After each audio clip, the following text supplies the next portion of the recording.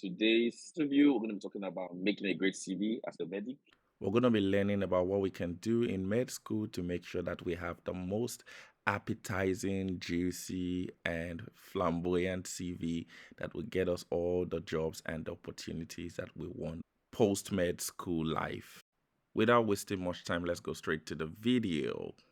What can we do in med school to embellish our CVs as medic for those that are still in med school, maybe fifth year, fourth year, third year, or recent medical graduates? Okay, recent medical graduates will come from post med school. So let's stick with med school. Yeah. Yeah. Okay, so basically, I discovered late now Mhm. I was supposed to have a CV. But then what really helped me was that somehow, all along, I was doing something that I was passionate about, actually. Mhm. So that made sense. So really, for a CV, somebody should just take your CV, look at the CV, and then know what your passions are. Mhm. So should be able to describe what kind of person you are from your CV. Mhm. So, for example, if you look at my CV today, you know that I'm interested in public health and I'm interested in infectious Mhm. disease. And because all along I was just doing what I was doing. Mhm. Actually. So now, for who are in fourth year, fifth year, sixth year medical school, really, I like to tell them that for you to apply, for example, like I see a lot of people that want to apply for example public health with your extracurricular activity. You should buttress that you are interested in public health. For example, I'll use public health as an example because that's something I'm very interested in actually. So, for example, if you're interested in public health, you should be able to have I've volunteered in for example, some medical outreaches because public health is about trying to make sure the public is healthy, basically. So, volunteered in some outreaches. I've done some awareness talk somewhere, and these things really are no longer far fetched because a lot of times we think that I have to be given a podium. Create one for yourself. So I'm going to be discussing one of my failures actually. There was the time I discovered that I was really interested in public health and there was no avenue to express this passion. What I did really was I created a students club. It's I think then it was International Students Public Health Society. That's the name. So ISHS, yes. So I created that. Of course, it didn't really go far, and I've learned from my lesson. I've learned from it. But then, generally speaking, if you don't have that avenue or that podium, create one for yourself, and do the things you need to do. And really, in this right now, it's not really very difficult to do whatever you want to do. All you need to do is create whatever podium it is, and then make sure you are visible on the media, and that's all. Okay, great, amazing. Any small thing you do, we just like publicize it. So, and when I knew that for your experiences to be authentic, you have to have somewhat appeared on media or at least had some kind of proof like certificates or letter of recommendations. What I used to do in medical school then is that every conference I was attending and I was going to speak in, I made sure that at least our school published our school, like my university, would come and then sort of publicize the conference in their website. Good. So, and I like to be very specific. Usually, I tell them that I'll give them the names of people who presented and what they presented, so that whenever anybody searches your name, for example, they'll be able to see that at so conference you presented and so presented on, and then it tallies with your CV. So it makes it more believable. So if it takes intentionality, that's all right. I think that's great. So what's very important? How important is it in getting some kind of papers published? Because I think you said that, like having something that's ready on the go, whereby if you're saying, oh, I did this conference, if I Google that conference, I should be able to see your name on a paper or something written. How important is that? Having papers like really done and written, like how important is that? Okay, so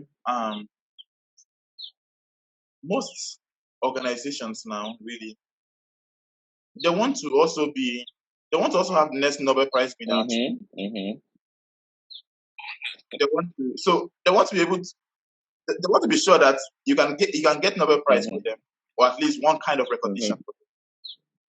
So it's very important that at least you have one or two publications made, really, because again that boosts the chances with anything, because they want to be able to say, or they want to be able to know that, because research skills are very important nowadays, and they want to be able to think if they have a research, for example. And again, another thing again is that researchers are really sought after because of grants that will win for the organization. Because when you win grants, a particular amount goes to the organization you will be working under.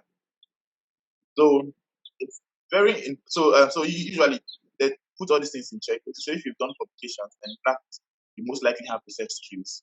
Okay, and if you have research skills, that means you are valuable to them.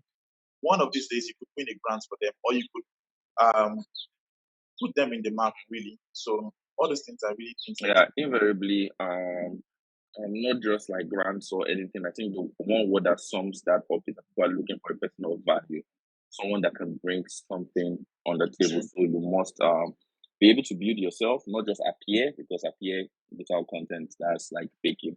You was able to, but I think it goes together, because I think that some people have so much value, but they don't just know how to sell that value or put it together. So there's the part of appearing True. that's very important, and of course you have to have the skill.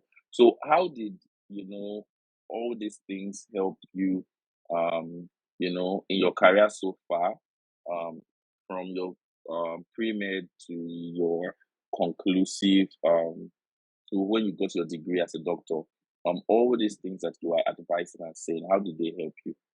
Like if somebody has to say, like Nigerian school here, that you did papers, you did this, like a hand. So what can you say were the benefits so far that you have gotten? Okay, so really, everyone I give my CV to, really, everyone I give my say things like, "Oh, I can see your interest is in public health," or "I can see your interest in so that helps me back my claim. So, for example, if I'm sending a cold mail to some sort of professor that I've never spoken to me before in my life, and we're just this is my first mail to the person.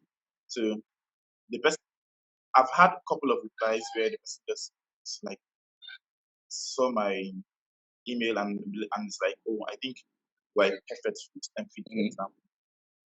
So because really, if you are going to go into research or go into academia, you would send a lot of email. So knowing that I would have to send a lot of code mail, I think that's what inspired me to do a lot of things I did. Actually, a lot of things I did. Sorry, and then so far it has helped me because it's helped me get some replies actually, and Can you name two things? some other experiences. Two main things your CV has gotten you so far. Two. Okay, so first one would be my I think it opened conversation first of all for me and the Canadian PI. Yes, I think there's a I video think about that. I know where I'm poking, and you know the answer I'm trying to get. Either ways, anyways, I love live interviews because we don't have time to discuss, and I didn't give you the questions anyways. Yeah, so open a conversation. Yeah. And then that conversation led to one thing and the other, and then yep. So I've said this thing in a previous video. Yeah. So if you want watch to it. Yes. if you want to know the video, go and watch it. I will leave the video in the pinned comments and also in the description box. And anyway, you can find it on my YouTube channel. All right, guys, so we come to the end of this video. We'll continue in the part 3. Ensure to see the part 1 and also the video that Dr. Shedrack just suggested. I'm leaving it now as the end screen, and you also find it in the pinned comment. and in the card where he talked about how he was able to get a program in Canada, the stuff that he did, how he was able to get a research program in Nigeria with the NCDC. So watch that video. Don't forget to give this video a like, share this to a medical student who will need this information, and see you in the next video.